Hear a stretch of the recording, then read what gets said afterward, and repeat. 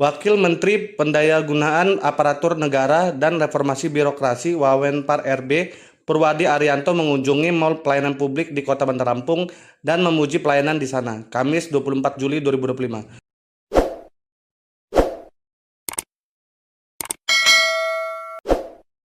Wamenpar RB disambut langsung oleh Wali Kota Bandar Lampung Eva Duyana bersama jajaran Forkopimda. Kunjungan tersebut merupakan bagian dari agenda nasional untuk monitoring dan evaluasi layanan publik, khususnya terkait implementasi kolaborasi lintas sektor dan transformasi digital yang menjadi bagian dari reformasi birokrasi. Dalam kunjungannya, Wakil Menteri Pendayagunaan Aparatur Negara dan Reformasi Birokrasi Purwadi Arianto tidak hanya meninjau langsung proses layanan tiap loket, tetapi juga berdialog dengan para petugas dan masyarakat yang sedang mengantri. Dalam keterangannya, Purwadi Arianto memberikan apresiasi kepada pemerintah Kota Bandar Lampung atas terselenggaranya pelayanan publik yang terpusat di satu lokasi tersebut.